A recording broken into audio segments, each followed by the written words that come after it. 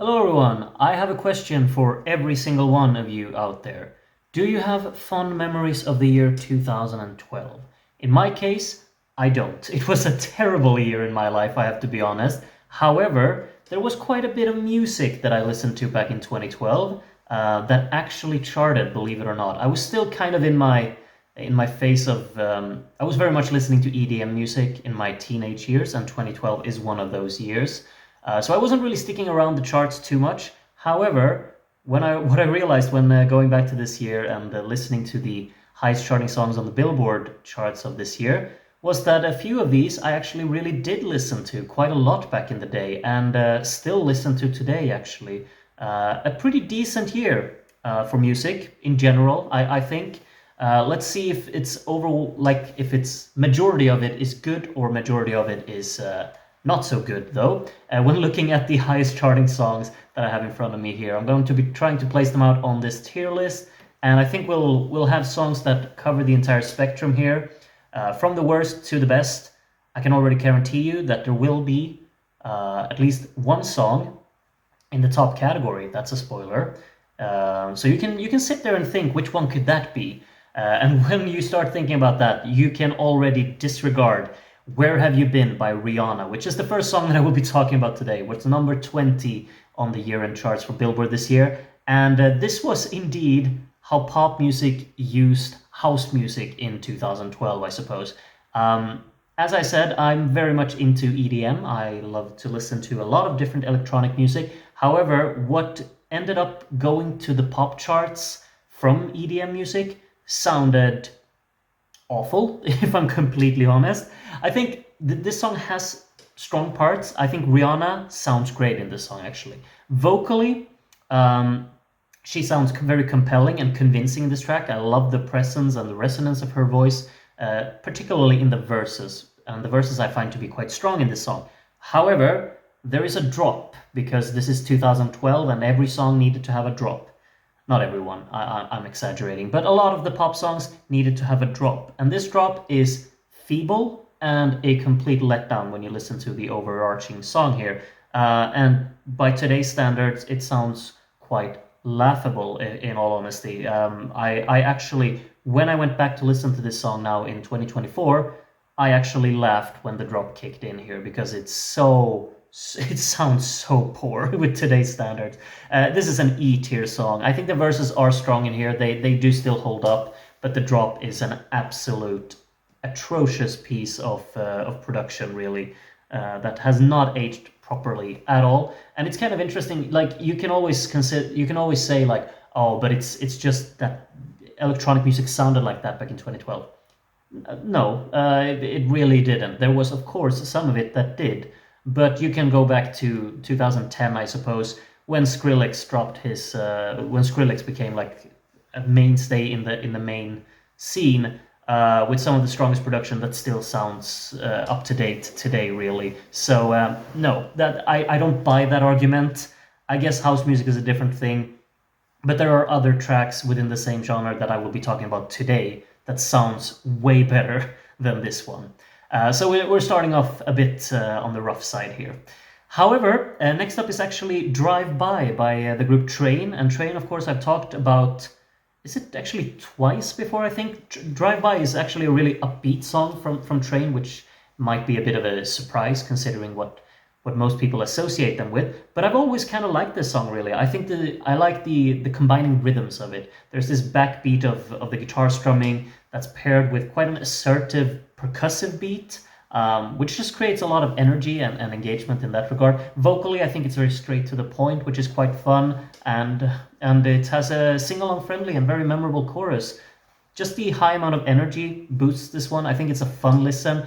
It's not groundbreaking in any regard. I don't think this is a song that really challenges my intelligence or whatever, but it's just a nice little sing-along friendly and upbeat tune, which I will place in the B tier. Quite a fun song, really, from Train there, and probably I haven't delved into their discography, if I'm completely honest, but it's definitely a standout from what I've heard from them, and you might consider it to be very lifeless or very underwhelming or simple. but it's effective in what it tries to do. So yeah, I support Drive By here by Train. Next up, it's Maroon 5 again. This is One More Night, and Adam Levine has started to sound really annoying by now. I have to be honest.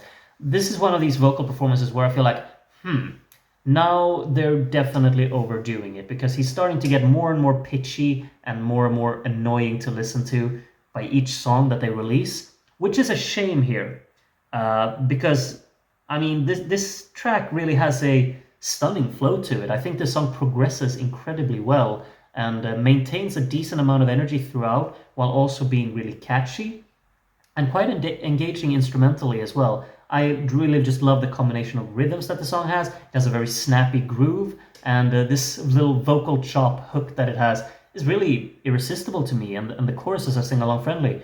It's an incredible foot tapper with a vocal performance that is incredibly distracting. It may sound characteristic, but it's at the same time really off-putting, which makes me like really enjoy this song so much less than what I really could have done. I'm still placing it in B, because I do think that the song compositionally is really quite there. It's just that the execution is not really up my alley, I suppose. Maybe some people think that, oh, Adam Levine sounds fantastic in this song. I just would disagree with that statement, because I think he doesn't. But still, I think the song is actually really great, so I'm placing it in the B tier here. These things can't be said for the next song, though. We got a bunch of Flo Rida on today's list, a bunch of him, really. And yeah, we're kicking it off with Whistle, which is an awfully composed song. It's a really off-putting and on-the-nose metaphor that it relies on to try and be funny and haha, look how clever I am with my words. No, it's simply awful and straight up kind of almost disgusting in its presentation of how on the nose it tries to be. And then they rely on this really annoying whistle hook that tries to be very, what you say, warm and inviting and charming. And the kids can sing along to the song in the backseat of the car. And yeah, it's just, no. I get so many just, what can I say? I get really uncomfortable listening to this song. It doesn't hit right with me whatsoever. It tries to be so sweet and cozy and fun and lighthearted, and I'm just so off by it. It's a flat instrumental backing up the song as well. Vocally, it's shockingly poor. It's a clear F tier song, and it's not the only one from Flo Rida, because we got Good Feeling as well. We'll just drop this one in here as well. Good Feeling is an awfully produced song. I mean, this is still 2012, and I did say that the EDM songs from this time, maybe not all of them were produced particularly well, but at least, like, this is the one that has stuck with me by just how dumb can you be behind the mixing of a song and still make it chart, because this song is peaking in every single frequency in the loudness scale here. This is such a heavy compression on this song that I can't really comprehend it. The compression on the guitar that just kicks off the song is literally ear-piercing. It sounds terrible, and it's very obnoxious listening to. Like, if you have this song at even 50% volume on your speaker, it hurts. It really does. There are white noise effects scattered throughout this song that sound so loud that they just really hurt. Everything peaks with loudness. It sounds horrendous. It really does. Who mixed this? Like, is it a professional? Because they did not do their job. It's like they wanted to mess with Flo Rida and make it sound as awful as they possibly could. Granted, the source material isn't really a lot to go with, but the production does not make it any better. And I mean, the song on its own is really just, I mean, it's based on, of course, on Levels by Avicii, who in turn sampled an old Etta James song. So that's really the core we have here. They wanted to use Levels' success and put Flo Rida on it and create more vocal and just make it into something even more, I suppose. Levels was a good time. I still enjoy Levels, and you might call me biased because Avicii's Swedish and blah blah blah, but Levels was a good time. It felt a bit refreshing. to have some house music paired with this old sample by Etta James. But did we really need this? No, we absolutely did not, and we got it anyway.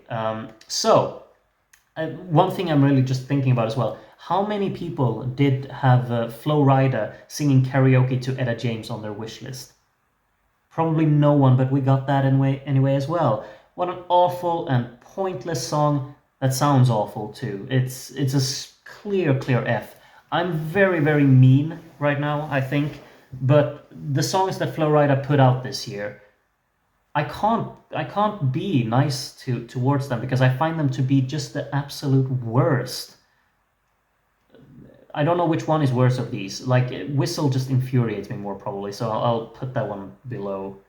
Good feeling, but both are just no. Big no's for me.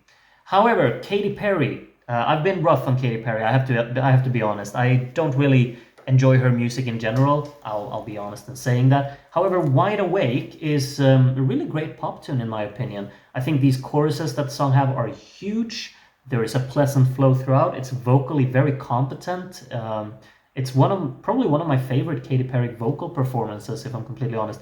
And it just has a strong production, very full soundstage, great choruses, as I said. It just ticks every box and is a really nice pop tune and a great listen. It's not something I really seek out, but for being a Katy Perry pop song, somehow it surprisingly just manages to click with me. So I'm placing this in the B category as well, placing it above One More Night because I think Katy Perry sounds great in this tracks, unlike what Adam Levine does in that one. I wouldn't go as far as to put it in A because I don't return to it, but admirable effort and a really nice listen, I'd say. So yeah, it's a B tier song for me. And yeah, next up, Some Nights by Fun. Do you remember Fun? They were a fun little group back in the day. I'm not sure if they even had more than one album, but still, of course, some of the members have had big careers after Fun. I'm thinking Jack Antonoff mainly, of course. But Some Nights, really creative song. Songwriting, it's really playful, and that, of course, you can see them on the screen. They will appear again in today's video. However, this one always managed to click with me, I think. The vocal arrangement's really playful in the song. I think there's a neat, energetic rhythm throughout with this march beat and a lively choir backing it up. Dynamic development throughout that takes unexpected turns, I would say as well. It feels structurally like they really want to stand out with this song, and I'm all for that. I think it's a fun listen, really. I have never really found, what should I say? I've never really found this to be a song I personally return to, but I'm actually really stoked that it became such a huge hit because it is complex and creative and out there and packed with just a lot of imaginative ideas, I suppose. Its creativity and complexity is absolutely key here. It's a top of B tier. I feel like maybe I should place it in A tier, but again, I never listened to this song. And I've actually told myself like I should listen to it more, but I just don't gravitate towards it the way that maybe I expect myself to do. There's just something about it that doesn't grab me as much as I would have wanted it to. Still, I think it's a great song, it's a great listen, and very admirable effort altogether. Next up, yeah, I told you in the last video, I don't want to talk about this. This is also F. One of the, I mean, this song is just, it's, unless you can't see it, it's LMFAO back again, and this time it's Sexy and I Know It. It's a dumb song. It's a dumb song, and they know it's a dumb song, but it's infuriatingly dumb. I hate this song with so much passion. The choruses are so kind of, they want to be gimmicky and fun and haha, look at us, we're just goofy guys and we're doing what we, it's, I don't want to be a part of this. I don't want to listen to this. You have fun, but you have fun in your own corner. I'm the grumpy one at the other side of the room. I want nothing to do with this. The core, like the drops are, again, not really that competently produced. They feel a bit trashy. They feel a bit just kind of placeholder-ish, even for 2012. I just find this to be an awful listen, really. The less I say, the better. It's just F. And the transition going from that song to Set Fire to the Rain by Adele, which is, I mean, I've talked once before in this series about a song that I find to be the most perfect thing I've ever heard, and that would be If I Ain't Got You by Alicia Keys. You can see what I said about that in my, what could that be, 2004, 2005, somewhere around there, one of those videos. Set Fire to the Rain is in the same, it's just the same kind of feelings I have towards it. Perfectly crafted, huge arrangement in this song. Choruses hit incredibly hard. Adele's vocals, out of this world, just like with Rolling in the Deep, of course, that I talked about yesterday.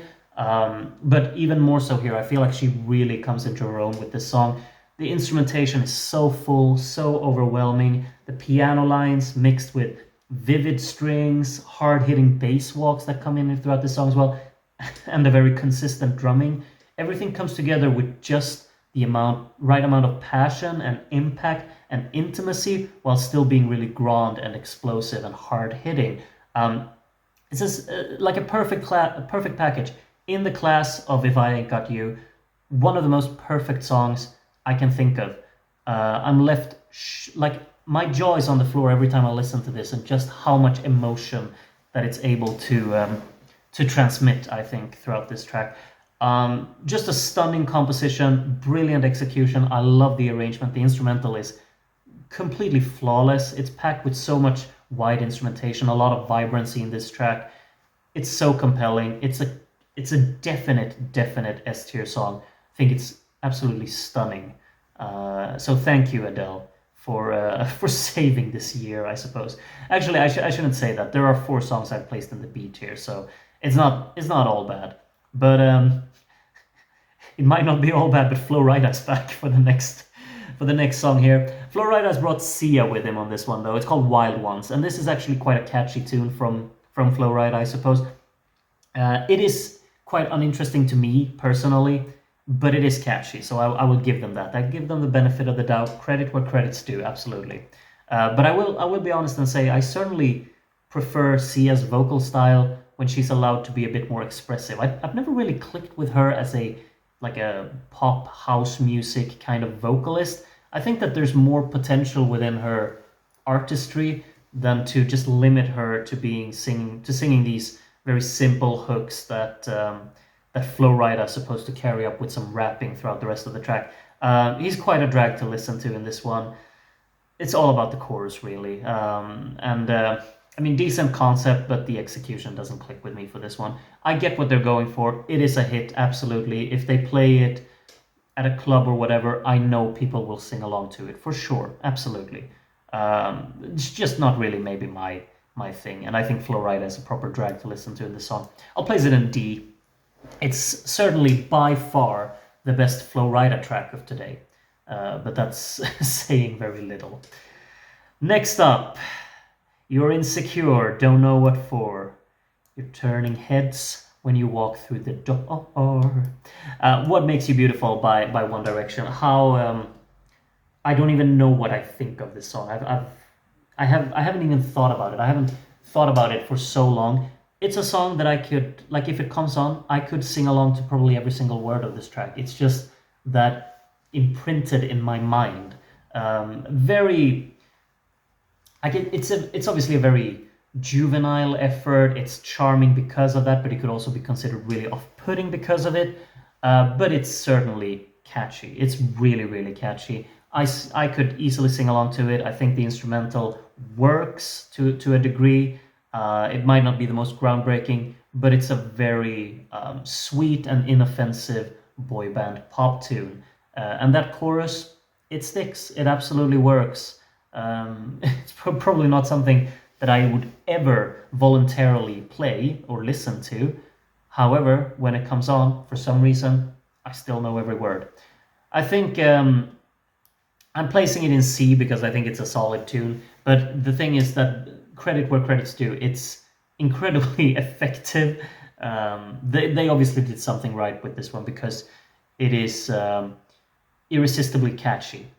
I would never go in that. Like, I think a lot of people, especially people my age, would just consider this to be quite a meme-worthy kind of song. This is, you know, when I was in 2012, I was like 14, 15, somewhere around there, when this song was released. And yeah, every guy just rolled their eyes at this one and found it to be the most funny thing ever, at least in around me.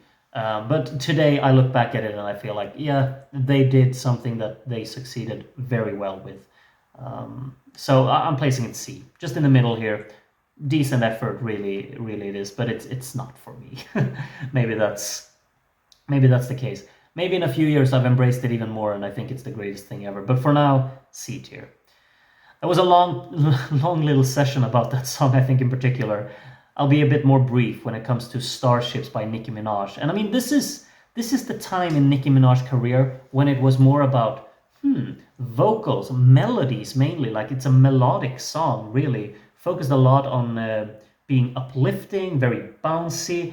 I really admire the fact that Nicki Minaj tried to make some upbeat pop tunes back in these days. But unfortunately, I guess they're not really for me. Like, nothing that she's put out, really, if I'm completely honest, has ever been for me in either style. But this one, it's an overly glossy kind of progressive house tune that really would have required some depth for me to really enjoy it. And then we got, of course, the elephant in the room, which is the drop, that again, just like in the Rihanna track that I talked about earlier, it sounds horrendous today. The song is not my kind of music, but they did try to incorporate a powerful drop. Unfortunately, it's just a drop and there's nothing powerful about it. It's a complete mess, really. It's an awfully obnoxious chorus, or drop, I suppose, that sounds like a mess.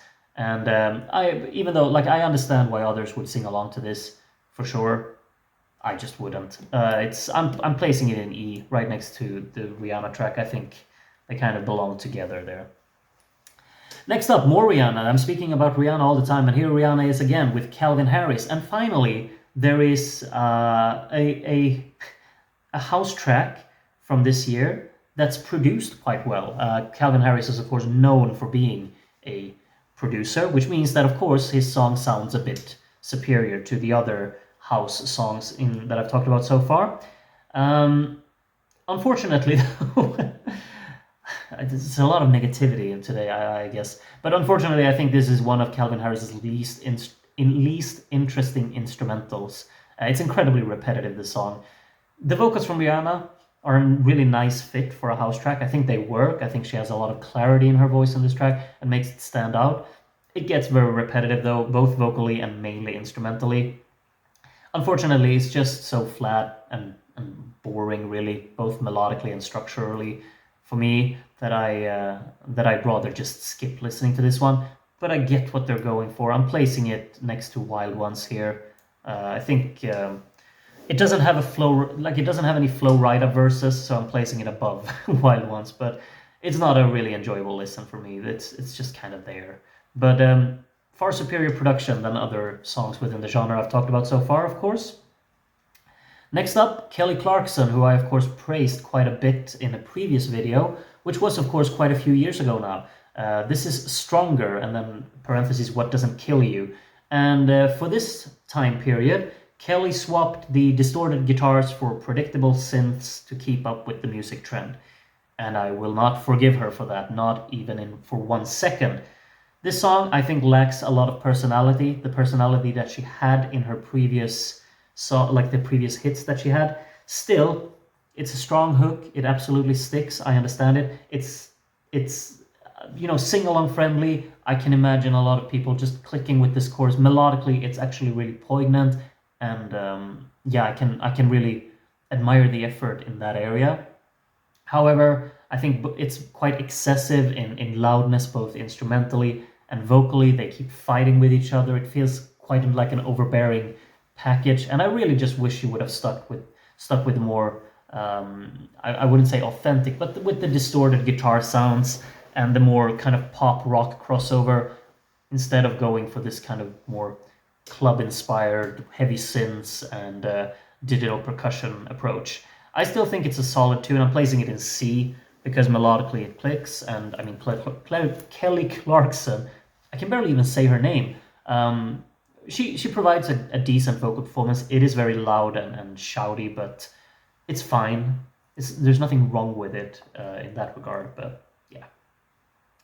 6 songs to go. The Wanted, the first one up. I know absolutely nothing of The Wanted, I have to be honest, but I know they made the song Glad You Came. And yeah, this song has a memorable hook. And that's about it, really. I mean, it's somewhat energetic, but ultimately quite uninteresting to me. I find it quite disappointing throughout, as it's the same kind of repeated intonation that just keeps going throughout the whole song. The rhythm of the melody is quite rigid, and it feels a bit clumsy in the mix here, because it feels like it's forced to stick to a certain framework. Like, you're not allowed to be flexible whatsoever with the melodic writing of this track. It has to be the same intonation in the same rhythm throughout the whole song, and it just feels quite lifeless because of it. I admire the energy. It is catchy, I suppose. Maybe that's due to them being so rigid in terms of the flexibility here with the melodic writing, but I'll give them that. I'll give them that, I suppose. It's a D song. It doesn't have a Flo Rida verse, so it ranks above Flo Rida, but it's not more than that for me. Next up, yeah, I'm about to say finally, and I'll stick with using that word, because finally there will actually be a song I place in the 8 here. This is Lights by Ellie Goulding. Do you say it like that? I've always thought like Ellie Goulding, but there's an OU, so I'm not sure. Anyway, that's not the important part here, I think.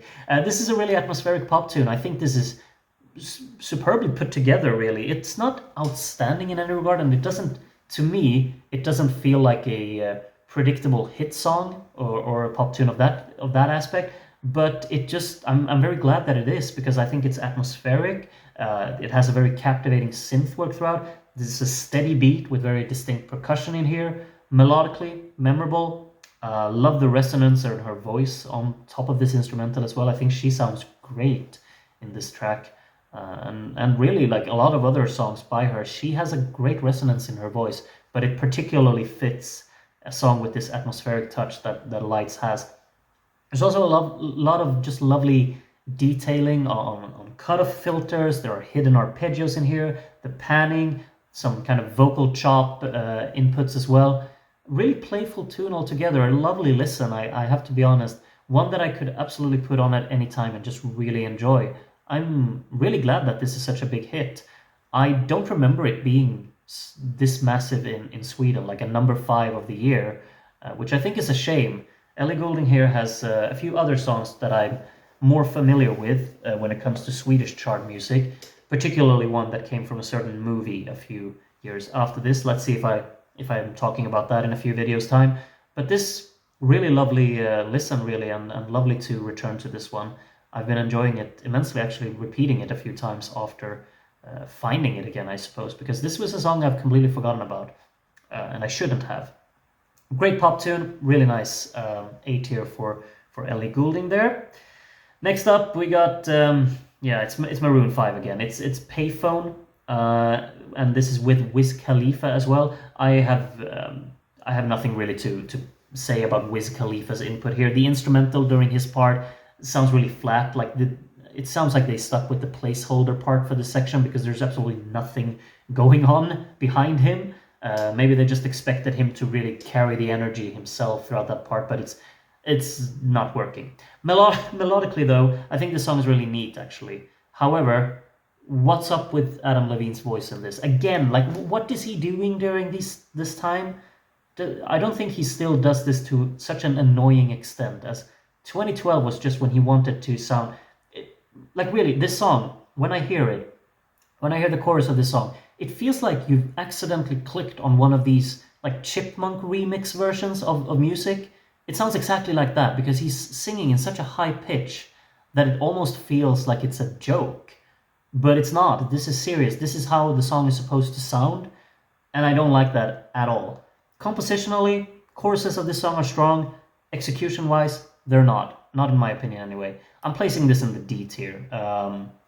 Yeah, it doesn't have a Flo Rida verse. It has a Wiz Khalifa verse instead, but I do prefer that. I'm just placing it in here. Yeah, it's catchy, absolutely, and melodically it works, but I can't stand that vocal performance. Really, I can't.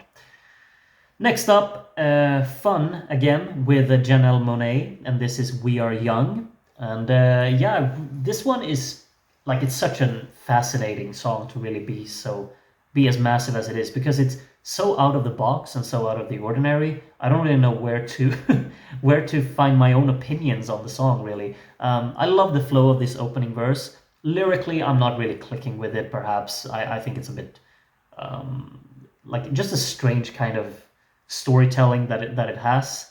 But and I don't really see the connection either with the whole chorus that it has. But that's kind of the point, I suppose, as well, because there's absolutely no connection between this opening verse that I really click with and what comes next, because there's a complete tempo change and rhythm change that comes out of the blue.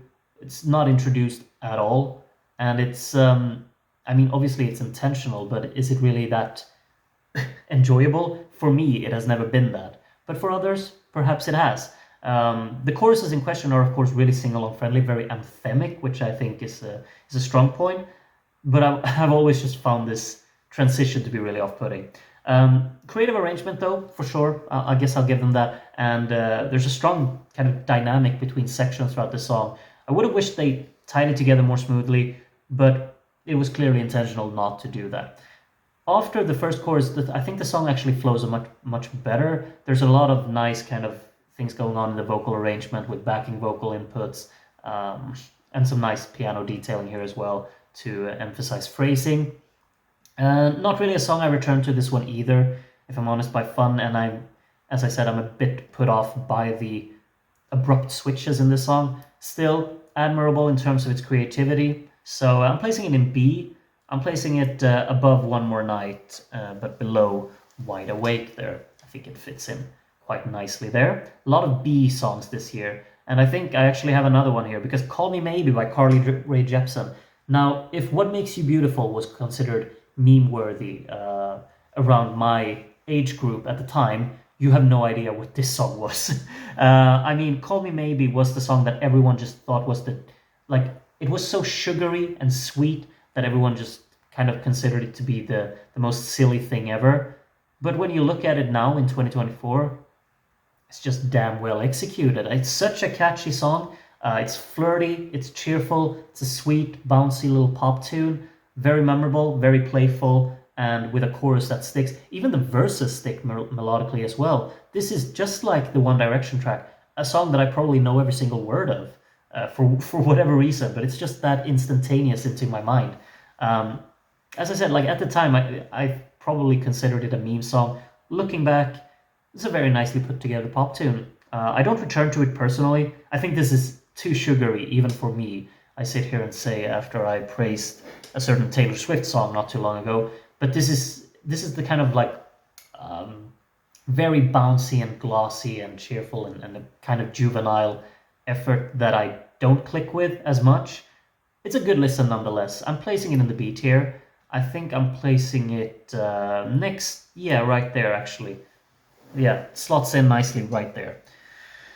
Before I move on, no, not before I move on, I'm just moving swiftly on to Somebody That I Used to Know by Gotye and Kimbra. This is, of course, a duet that took over the world, I suppose, in 2012, and for good reason. This is one of the, like, I don't know why this song charted as highly as it did, but wow, I'm glad about it, because it's such a creative arrangement. The dynamic focus that this song has instrumentally is top tier. I think melodically it clicks every single time. There are different melodic inputs that collide, or not collide, but combine throughout the track to make it stellar, really, in terms of its soundstage and actual delivery.